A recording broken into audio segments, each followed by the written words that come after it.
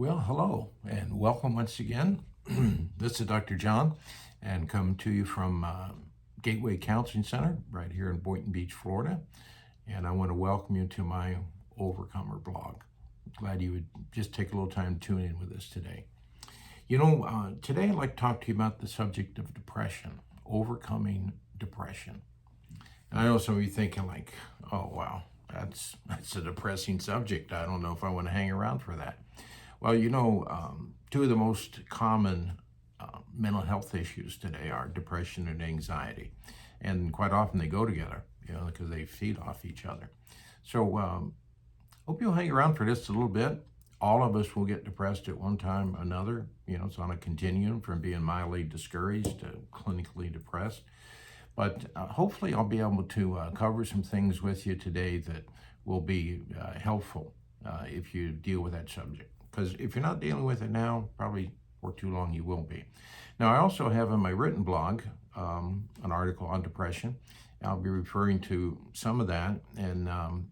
But if you want to get more details, you can go online to gatewaycounseling.com and check out my Overcomer blog, both written and video, and check out the article. Depression has been around since the beginning of time, really since the beginning of humanity.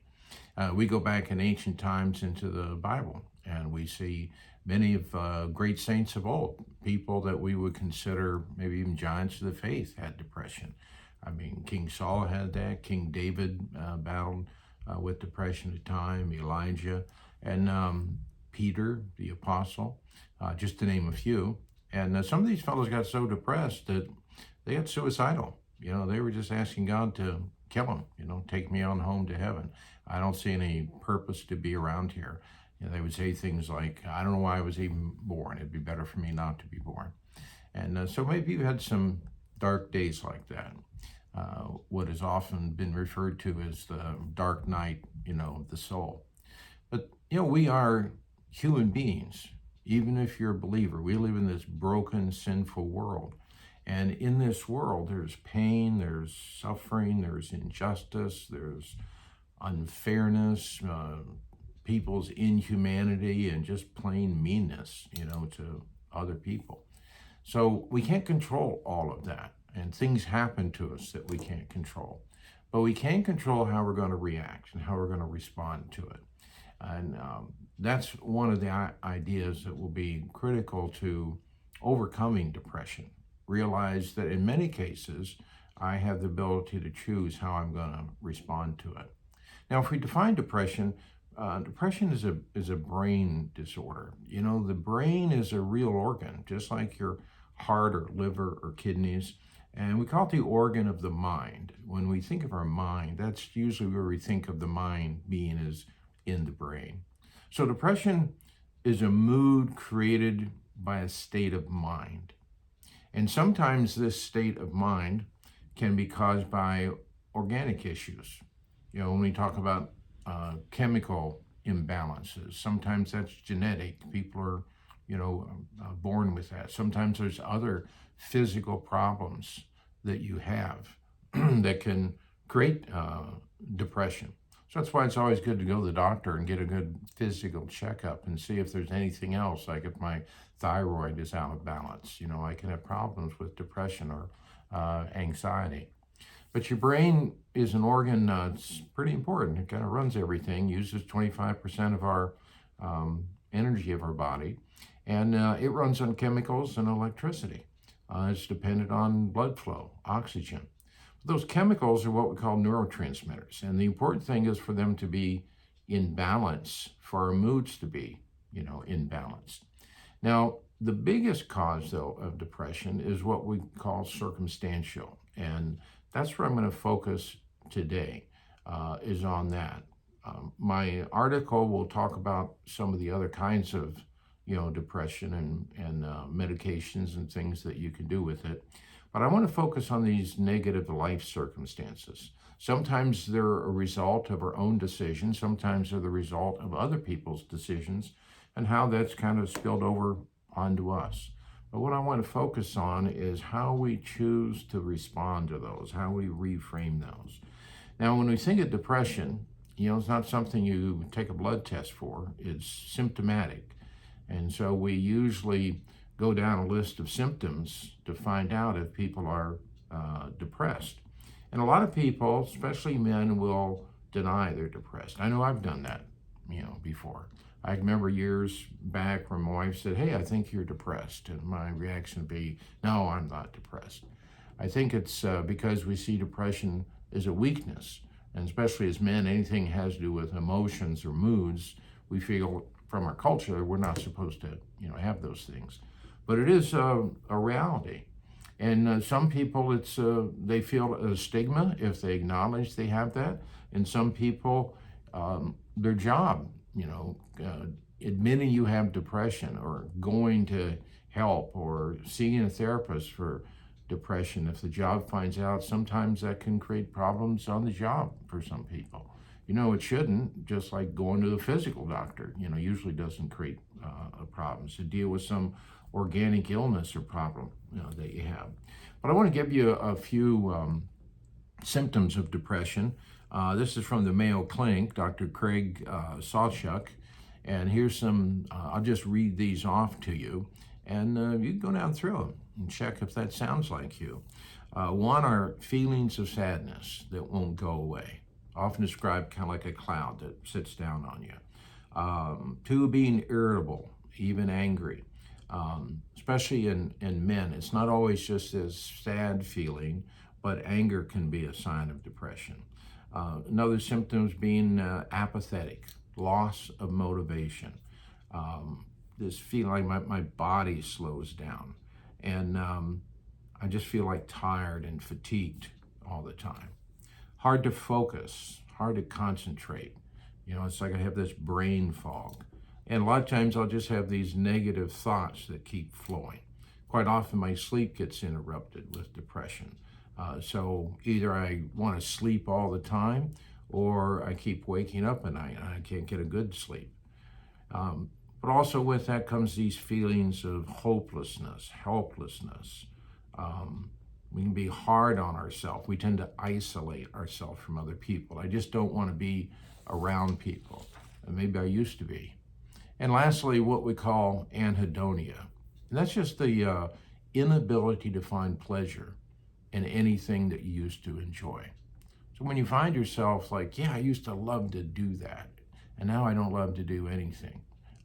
All of these now are signs and symptoms of depression. And when you stay in what I call this circumstantial depression long enough, then it can start to affect neurotransmitters, just like organic depression. And it can throw them off balance, and then it just worsens the depression. So it becomes a vicious cycle.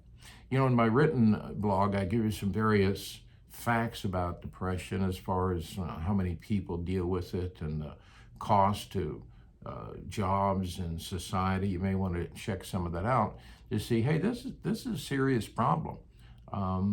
It's what causes many people to end their life because they just give up hope. They see no way out. So in our remaining time, I want to talk to you a little bit about how to overcome the depression. One thing, one of the first items, which is not necessarily the first item you have to start with, but one mode of treatment is medications. And that's usually what, any doctor can write scripts for common antidepressants and mood stabilizers. Usually you think about a psychiatrist because that's their specialty. And most psychiatrists today aren't going to do counseling. They're going to treat the depression through medications. And there's a number of different medications out there for depression. And there's different families and different types of medication that, work in different ways. You could always Google that if you wanted to get that. One common group is what we call SSRIs. And those are basically a group of antidepressants to increase the serotonin levels of your brain. Helps us, feel better. So you can check out the article. Now, when you get into genetics, and like people are bipolar or schizophrenic or have other physical problems, particularly that's where the medicine can come in. Now, the challenge with medication is we all react different to it. What works for one person may not work for another. So usually you're trying to figure out the right medication, the right dosage, fewest side effects. And so, it's kind of a trial and error. Sometimes people get a little, frustrated. And sometimes a certain medication will work for a while and then it'll, stop working. But you just have to work with your doctor on that. And sometimes you're just on the medication for, a period of time. Usually I'm recommending medication to a client when we're doing the therapeutic tools and we're not getting anywhere because they just can't think or focus or they're too unmotivated. And we use the meds to try to up the mood just a little bit so the therapy is more effective. And then a lot of times the therapy is what helps them eventually, deal with it. Now, there's a couple of other basics that can help you with depression. One is what I call healthy habits. And these are the basic things, a healthy diet. I write more about that in the article. Just eating healthy definitely can help with that. Exercise, because exercise is going to release endorphins, and exercise is a good natural antidepressant, and there's no real side effects to that. And you can read more about that on the article. Usually you're getting into the areas of strength and flexibility and endurance. And then third good habit is sleep. Getting a good solid night's sleep, 7 to 8 hours uninterrupted, where you go through all the various sleep cycles. Sleep helps you live longer. It helps you lose weight. It's where your body repairs itself. And so having good, what I call sleep hygiene, going to bed at the same time every night, getting up at the same time, kind of gradually, winding down. Read a little bit more about that on the article. So a healthy diet, exercise, sleep, those are good healthy habits. And the third area is a healthy mind. Our mind, like I said, there's a lot of negative circumstances and situations in life. Loved ones die, there's disappointments, divorce, job losses, issues with our kids, a bad health report. Just a lot of things we can't control. And we get hit with these things, and now we have to decide how we're going to react to them. And so we can react with constantly ruminating on them in a negative way, which just will make things worse. Our mind is one thing we have control over, way more control than what people, think. So I want to focus on how I respond. Where am I allowing my mind to go when I ruminate? Because oftentimes people just aren't aware of how much they're talking to themselves and what they're saying, to themselves. And so one of the things about any emotions, especially negative emotions like depression, is I need to identify that emotion. I need to realize I'm depressed and face that. And then I need to try to figure out, why am I depressed? That's what I try to do with folks when they come in for therapy. Have you had any changes lately, losses lately, stressors going on, any kind of negative life events? All this stuff happens to people and they just try to deal with it, and they're not really aware of how much stuff is going on. Often I'll sit with a client and they'll tell me, and I'll say, wow, you got a lot of stuff going on. No wonder, you're depressed. And so it's learning how to control your mind and your thoughts. Sometimes people are able to do that on their own, and sometimes they're not, and that's where the therapy comes in. You see, I have to be aware not only of my emotions, but then my thinking. What kind of negative thoughts am I having? And then what can I replace those with?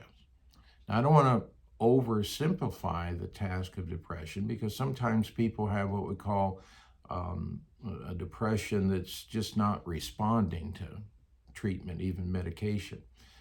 Sometimes those thoughts are stuck deep in the unconscious, and it takes more work to get them out. That's when some professional help, can come into play. Sometimes people are depressed because of their own self-image. They just don't like themselves. And, if I don't like me, then I don't like anything else in my life or in the world. And I become my own permanent negative circumstance. I take me every place I go. And so I just want to encourage you today that you can overcome depression. Don't just try to do it, by yourself. Hopefully some of the things I've said today could be a help, but I'm just kind of lightly touching on it. You can read the article that I wrote, but when you feel like, okay, I have this and it's just what I'm doing is not working, why don't you reach out and give us a call? We're available in person. You can come to the office here. We can see you online, Zoom, FaceTime, phone. So there's a lot of different options there. But hopefully you realize that, depression doesn't need to last, and you can be an overcomer in this area. Well, until next time that we get a chance to talk and visit a little bit, I hope you remember that God has designed you to be an overcomer, and I hope you'll live that way. Goodbye, and God bless you now.